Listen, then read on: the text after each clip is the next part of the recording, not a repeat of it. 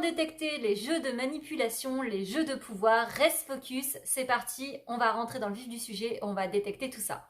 Bonjour à toi et bienvenue dans ta Minute Coaching Alpha.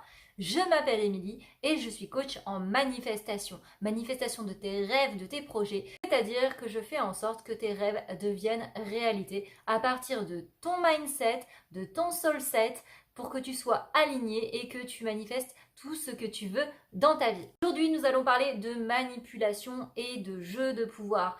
Déjà, pourquoi? Pour pouvoir te protéger des autres, que tu sois en pleine conscience quand il y a un jeu de manipulation et également, tout simplement, pour te rendre compte que si tu arrives à le voir chez quelqu'un, c'est que c'est aussi en toi et que de toute façon, personne ne peut te manipuler ou avoir un jeu de pouvoir sans ton consentement. Donc, prends-en conscience et c'est parti pour avoir une conversation responsable avec toi-même et avec les autres. Les éléments que je développe sont bien entendu des outils. L'idée est de constituer un faisceau d'indices. Plus tu vas avoir des indices, des outils qui vont s'accumuler, plus il y a des probabilités pour que tu aies un jeu de pouvoir dans ta vie, initié par toi ou par quelqu'un d'autre, et en tout cas avec la complicité réciproque des personnes. Le premier indice, c'est la pression exercée sur une personne par une autre afin que la personne obtienne tout simplement ce qu'elle veut. Par exemple, ça peut être dans un couple, entre amis ou sur un groupe, quand quelqu'un décide de prendre position seul et l'impose aux autres. Là, tout d'un coup, il y a une sorte de pression psychologique qui arrive, une sorte d'inconfort. Ça peut être également avec le ton et tout le non-verbal, où il peut y avoir une impression d'agressivité, d'ascendant d'une personne sur d'autres. Dernier point, ça peut être une incongruence, c'est-à-dire un décalage entre ce qui est dit et ce qui est fait. Et du coup, ça crée tout simplement une incohérence, un décalage, un inconfort, une forme de trahison qui fait que derrière, on se sent complètement oppressé et dans un espèce de climat d'insécurité, de pression psychologique. Deuxième indice, la distorsion entre le message implicite et le message explicite. C'est-à-dire que quelqu'un va vous dire quelque chose de clair, mais pourtant, vous sentez qu'il y a quelque chose derrière qu'il ne vous dit pas. Ça peut être le cas, par exemple, dans le cadre du cynisme. Troisième indice, la complicité circulaire.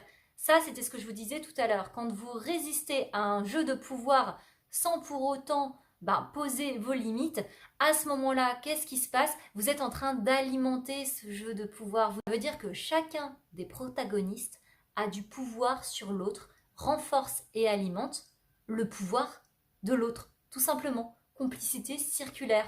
Il ne peut pas y avoir quelqu'un qui peut s'opposer à vous si vous n'exercez pas également une pression. Parce que si vous partez, qu'est-ce qui se passe? La personne, elle tombe et le jeu de pouvoir part avec. Quatrième indice, les dépendances réciproques. C'est-à-dire que chacun va s'attendre à ce que l'autre se comporte d'une certaine manière sans même l'avoir dit. C'est-à-dire qu'il va prédisposer que la personne qui est en face va rentrer dans sa tête et va comprendre le message. Ce non-dit, ce manque de communication, tout simplement va créer un inconfort et du coup une sorte de jeu de pouvoir l'un sur l'autre.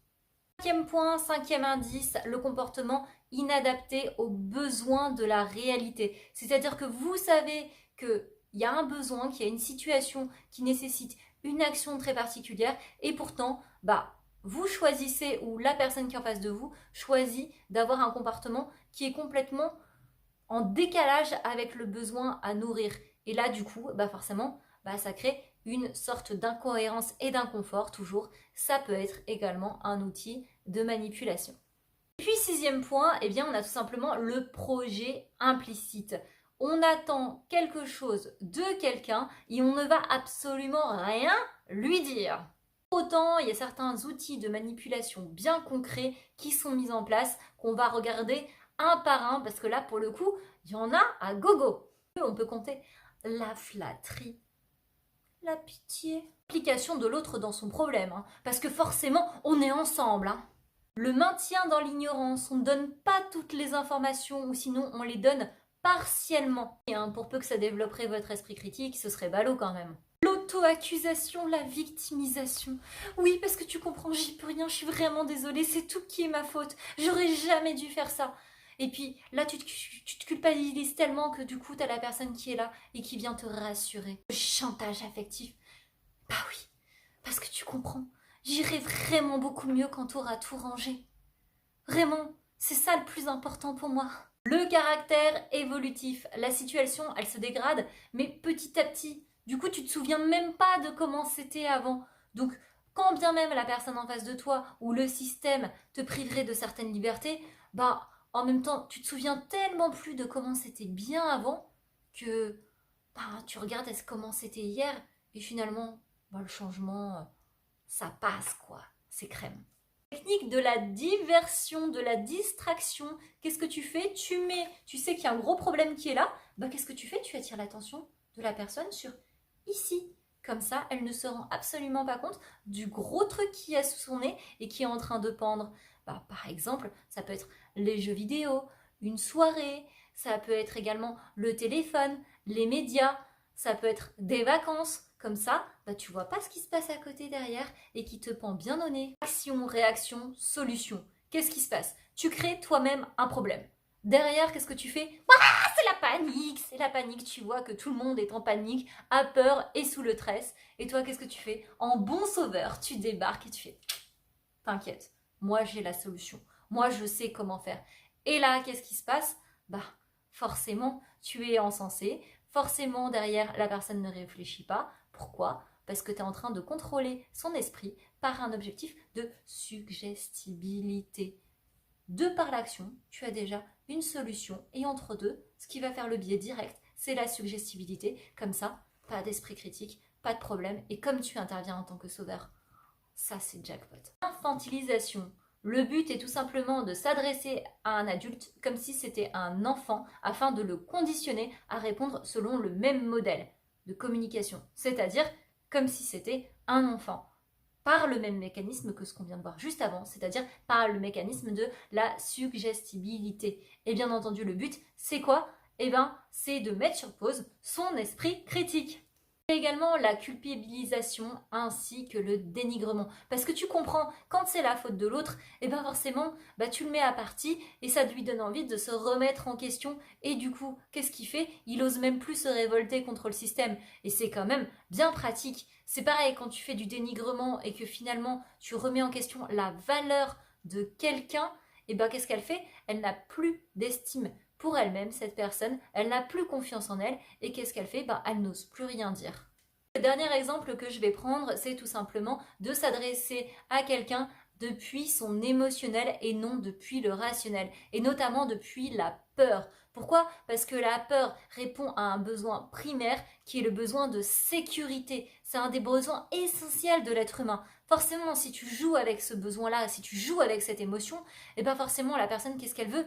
Ben, elle veut de la paix, elle veut se sentir en sécurité. Et du coup, eh bien, tu vas la conditionner à avoir une réponse sur le même modèle, donc toujours par le biais de la suggestibilité. Eh bien tout simplement, tu vas la mettre sur le mode émotion. Et donc elle va t'apporter une réponse qui est émotionnelle, c'est-à-dire un besoin de sécurité. Par modélisation, tu lui donnes de la peur, elle a peur, qu'est-ce qu'elle veut? Elle veut de la sécurité, donc du coup, eh bien elle est ok avec tout ce que tu vas lui dire. Alors bien entendu, tous ces outils, ils permettent de mettre ton cerveau dans un état d'hypnose, c'est-à-dire dans une sorte d'état second, un état mécanique dans lequel tu n'es plus dans la réflexion. Pourquoi? Parce que c'est une réponse physiologique.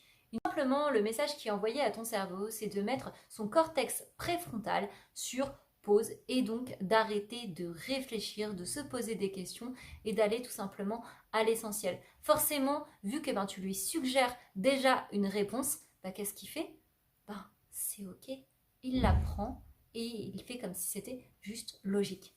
Tu l'auras compris, bien entendu, que ce soit toi, que ce soit moi, que ce soit tes voisins, que ce soit l'État et notre système, bien entendu qu'on est tous sujets à manipuler et à être manipulés à certains moments de notre vie. Et d'ailleurs, si tu arrives à le voir chez quelqu'un, c'est sûrement que tu l'as également à l'intérieur de toi, sinon tu n'arriverais pas à l'identifier. Bien entendu, ce n'est pas parce que tu vois un seul de ces outils ou deux ou trois que ça veut dire qu'il y a forcément manipulation. On parle de flatterie, il y a des personnes qui font des compliments en étant tout simplement bien intentionnées. Oui, oui, ça existe. Il y a aussi des personnes qui sont maladroites, qui veulent te dire quelque chose et qui vont prendre des moyens détournés pour te le dire. Et pour autant, elles sont pas en train de te manipuler. Bref, tu l'auras compris, quand je te dis faisceau d'indices, regarde un petit peu tous ces éléments et avec tous ces éléments, essaye de te forger ton propre avis pour savoir si effectivement il y a un jeu de manipulation dans la relation, s'il y a un jeu de pouvoir également. Et sache bien entendu, comme on l'a dit tout à l'heure,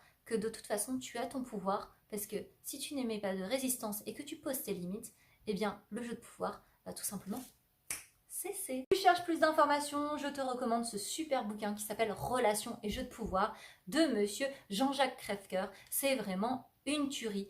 Et sinon, si tu cherches des informations plus concrètes, moins théoriques et que tu veux surtout reprendre le pouvoir dans ta vie, que tu veux des exercices concrets, je te laisse me contacter. Je rappelle que je suis coach en manifestation et que mon rôle aujourd'hui, c'est de t'aider à rendre tes rêves réalité.